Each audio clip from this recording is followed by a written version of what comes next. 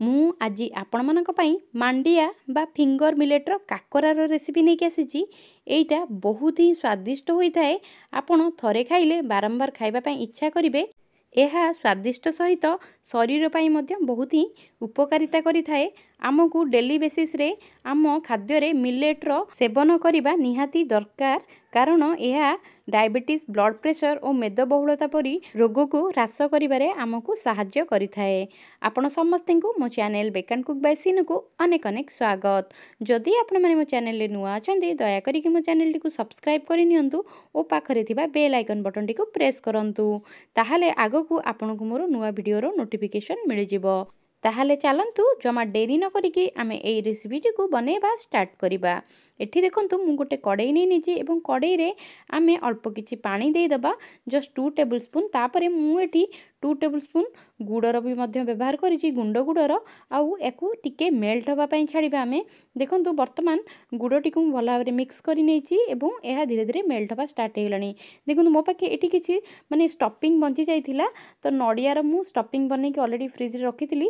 ତ ତାକୁ ମୁଁ କ'ଣ କରୁଛି ନା ଏଇ ଗୁଡ଼ରେ ଆଉ ଟିକେ ଭଲ ଭାବରେ ମିଶାଇ ନେଉଛି। ତ ଆମେ ୟାକୁ ଆଉ ଟିକେ ଭଲ ଭାବରେ ଭାଜିକି ନେଲା ପରେ କ'ଣ କରିବା ନା ଏଥିରେ ଆମେ ଛେନା ଆଡ଼୍ କରିବା। ମୋ ପାଖେ ଏଠି ପାଖାପାଖି 100 ଗ୍ରାମ ଛେନା ଥିଲା, ତ ମୁଁ 100 ଗ୍ରାମ ଛେନା ଏଠି ଆଡ଼୍ କରି ନେଇଛି।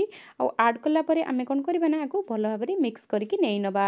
ଆପଣ ଚାହିଁଲେ ଛେନା ମଧ୍ୟ ସ୍କିପ୍ କରିପାରିବେ, ଆ ବଦଳରେ ଚାହିଁଲେ ଡ୍ରାଏ ଫ୍ରୁଟ୍ସ ମଧ୍ୟ ଆଡ଼୍ କରିପାରିବେ। ଦେଖନ୍ତୁ ଆକୁ ଗୋଟେ ଥର ଭଲ ଭାବରେ ମିକ୍ସ କରିକି ନେଲା ପରେ ଆମେ କ'ଣ କରିବା ନା ଏଥିରେ କିଛି ଗୁଣ୍ଡ ଇଲାଇଚି ଏବଂ ଗୁଣ୍ଡ ଗୋଲମରିଚ ପାଉଡ଼ର ବ୍ୟବହାର କରିବା। ତ ମୁଁ ଏଠି ହାଫ୍ ଟି ସ୍ପୁନ୍ ଦୁଇଟାକ ମିକ୍ସ କରିକି ତାର ଗୁଣ୍ଡର ବ୍ୟବହାର କରି ନେଇଛି।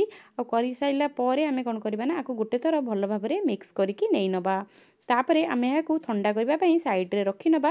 ତାପରେ ଦେଖନ୍ତୁ ଆମେ ଏଇଠି ନେବା ମାଣ୍ଡିଆ ଗୁଣ୍ଡ ବା ଆମର ରାଗି ପାଉଡ଼ର। ପାଖାପାଖି ମୁଁ ଏଠି 1.5 କପ୍ ନେଇଛି। ଆଉ ଆମର ଗହମ ଅଟା ମୁଁ ଏଠି ଅଧା କପ୍ ନେଇଛି। ଆପଣ ଗହମ ଅଟା ବଦଳରେ ଚାହିଁଲେ ଏଠି ସୁଜିର ମଧ୍ୟ ବ୍ୟବହାର କରିପାରିବେ। ଆଉ ମୁଁ ଏଠି ପାନମଧୁରୀ ଗୋଟେ ଛୋଟ ଚାମଚ ଆଡ଼୍ କରି ନେଇଛି। ତାପରେ ଆମେ ହାତ ସାହାଯ୍ୟରେ এই ସବୁକୁ ଭଲ ଭାବରେ ମିକ୍ସ କରିକି ନେଇନେବା। ବର୍ତ୍ତମାନ ଦେଖନ୍ତୁ ମୁଁ ଏହି ସବୁକୁ ରାଗିର ଅଟା ଆଉ ଅଟା ଗହମର ଅଟାକୁ ଭଲ ଭାବରେ ମିକ୍ସ କରିକି ନେଇଛି। ଏବଂ ଆମେ ଯେଉଁ କଡ଼େଇରେ ଷ୍ଟଫିଂ ବନେଇଥିଲେ ସେଇ କଡ଼େଇରେ ମୁଁ 3 କପ୍ ଆଉ ଅଧା କପ୍ର ପାଣି ବ୍ୟବହାର କରି ନେଇଛି। ତାମାନେ ମୁଁ ଏଠି ଟୋଟାଲ୍ 3.5 କପ୍ର ପାଣି ବ୍ୟବହାର କରିଛି। 1.5 କପ୍ ମାଣ୍ଡିଆ ଗୁଣ୍ଡ ପାଇଁ ଆମେ ଏଠି 3 କପ୍ ପାଣିର ବ୍ୟବହାର କରିବା। ଆଉ ଅଧା କପ୍ ଅଟା ପାଇଁ ଆମେ ଏଠି ଅଧା କପ୍ର ପାଣି ବ୍ୟବହାର କରିବା।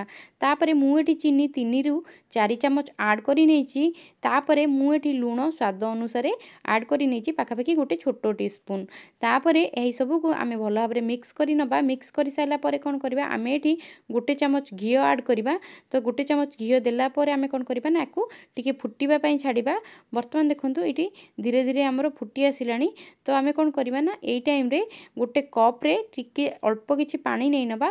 ମୁଁ ଏଠି 1/3 କପ୍ ପାଣି ନେଇଛି ଏବଂ ତା ଦେହରେ 2 ଚାମଚ ଆମେ ମାଣ୍ଡିଆ ଗୁଣ୍ଡ ଦେଇଦେବା। ଆଉ ଦେଇକି ଏହାକୁ ଭଲ ଭାବରେ ମିକ୍ସ କରିକି ନେଇନେବା, ଯେମିତି ଏଥିରେ କିଛି ଲମ୍ପସ୍ ରହିବନି। ବର୍ତ୍ତମାନ ଦେଖନ୍ତୁ ମୁଁ ଏହାକୁ ମିକ୍ସ କରିକି କ'ଣ କରିଛି ନା ସାଇଡ଼ରେ ରଖିଦେଇଥିଲି। ତାପରେ ଦେଖନ୍ତୁ ଏଠି ଯେତେବେଳେ ଏବେ ପାଣି ଫୁଟିବା ଷ୍ଟାର୍ଟ ହେଇଗଲା, ମୁଁ ଗ୍ୟାସ୍ର ଫ୍ଲେମ୍ଟିକୁ ସ୍ଲୋ କରିକି ଏଇଟା ଏଠି ଦେଇଛି।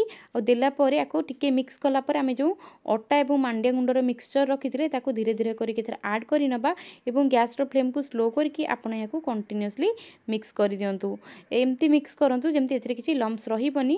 ତ ଆପଣ ସେଇ ହିସାବରେ ଏହାକୁ କଣ୍ଟିନ୍ୟୁ ମିକ୍ସ କରିନିଅନ୍ତୁ ଏବଂ ଗ୍ୟାସ୍ର ଫ୍ଲେମ୍ଟିକୁ ପୁରାପୁରି ସ୍ଲୋ କରିନିଅନ୍ତୁ। ବର୍ତ୍ତମାନ ଦେଖନ୍ତୁ କିଛି ସମୟ ପରେ ମୋର এই ଯନ୍ତଣୀଟି ଧୀରେ ଧୀରେ ହେଇ ଆସିଲାଣି।